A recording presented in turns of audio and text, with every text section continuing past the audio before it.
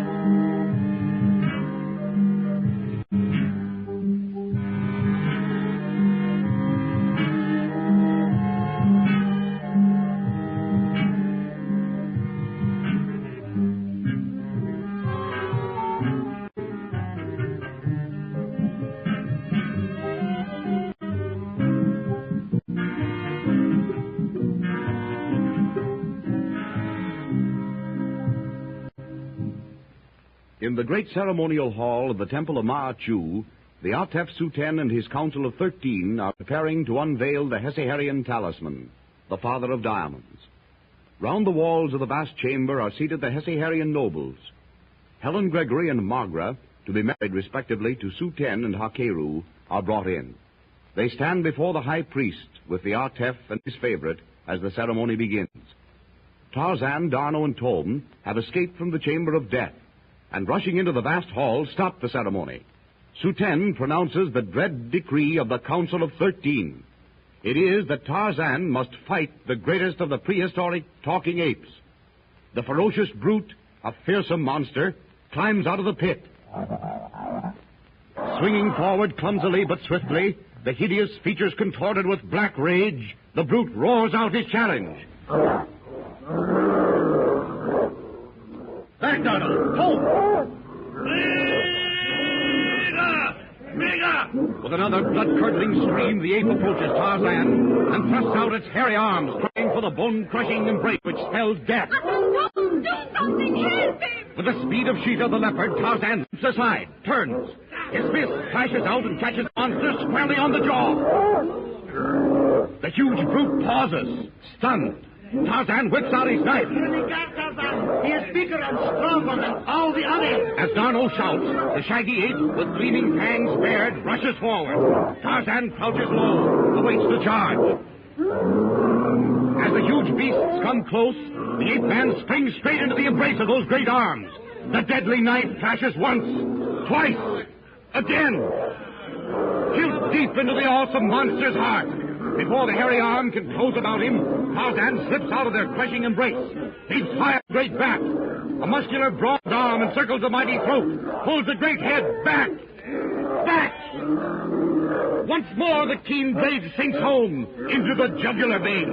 A fountain of dark blood wells up from the death wound. Slowly the ape sinks to the marble floor. One last muscular convulsion. The giant hulk is lifeless.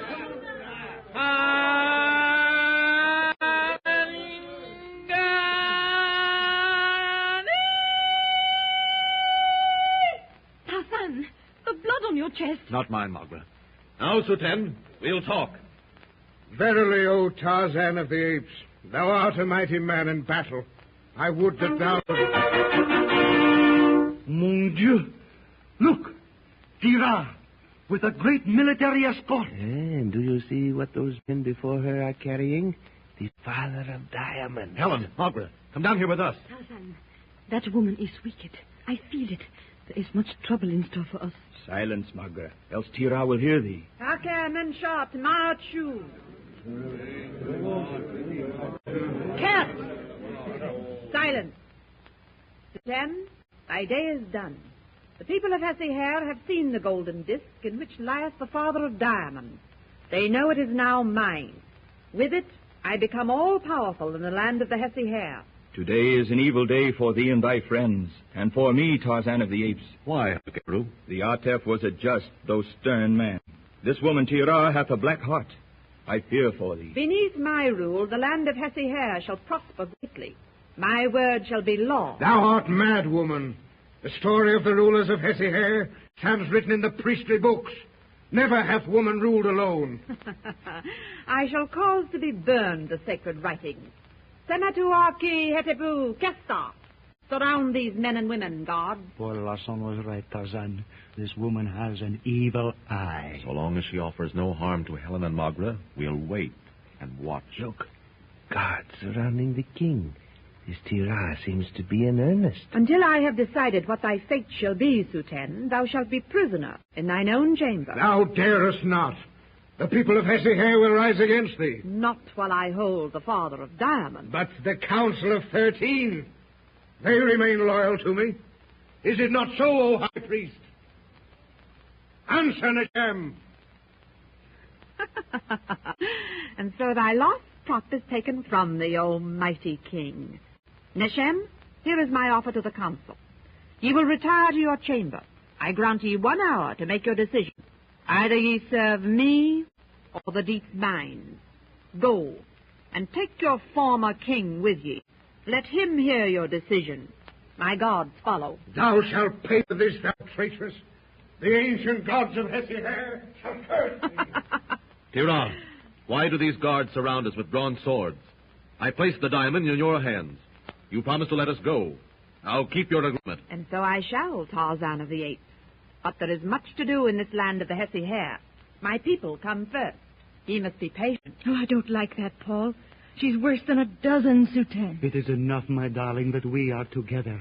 Never again shall they take you away from me. Let her have her way now, Tarzan. As Dano says, we are together, and we can afford to wait a little. Ye will be given quarters where ye will await my word. And see that we get it soon, Tira. At the appointed time ye shall have an escort of honor to see ye safely to the jungle's edge whence she came. Hakeru, Aye, my queen. thou, Atan Hakeru, art in charge of these strangers. Thou art responsible for their safe keeping and their comfort. To hear is to obey, O daughter of the sun. Where shall they be lodged? In the Tower of the Sun. See that their every comfort is attended to. Aye, O Tira, it shall be done.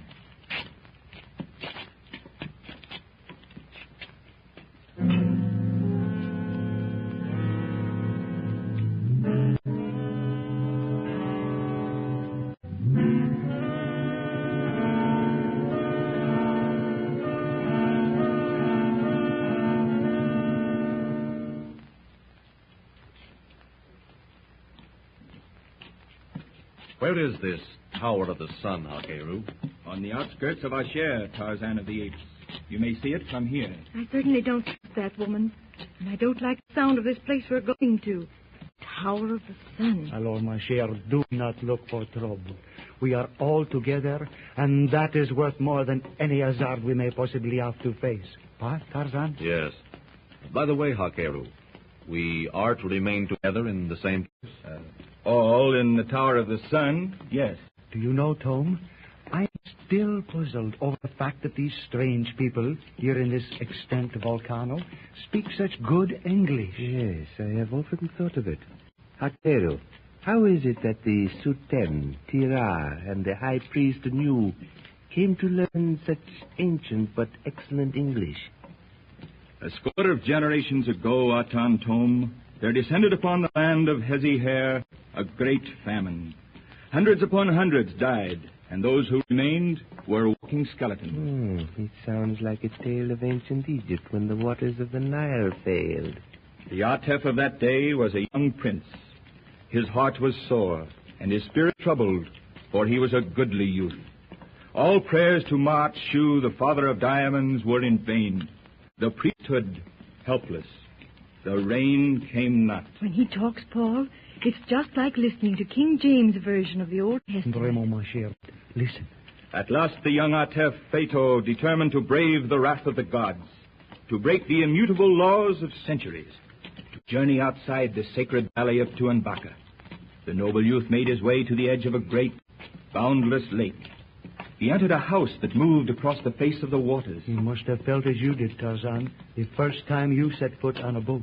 Phaeto came to a country called Anglo-land. He prostrated himself before the Artef of that country, who was a man of good heart.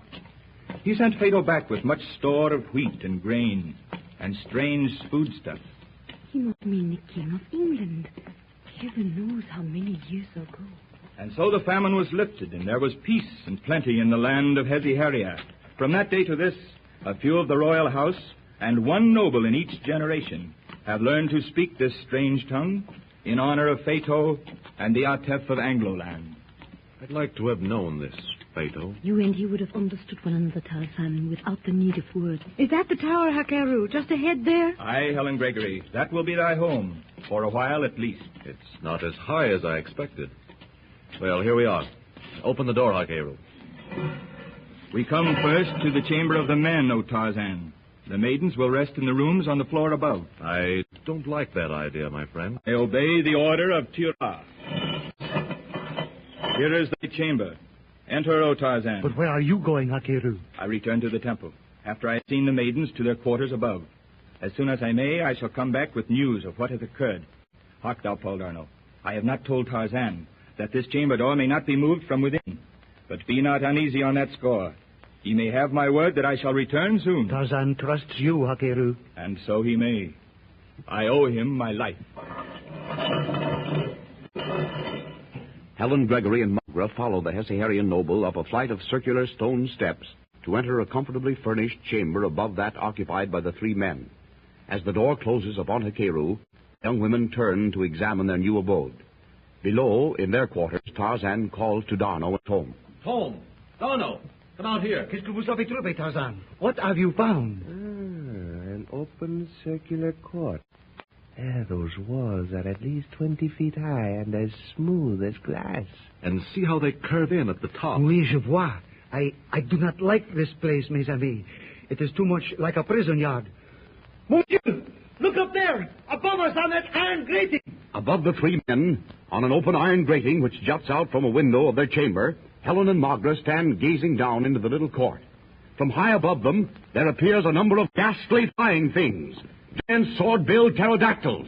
The ungainly monsters swoop directly down upon the two unsuspecting, defenseless women. Magra! Helen! Get back inside that room! It is too late!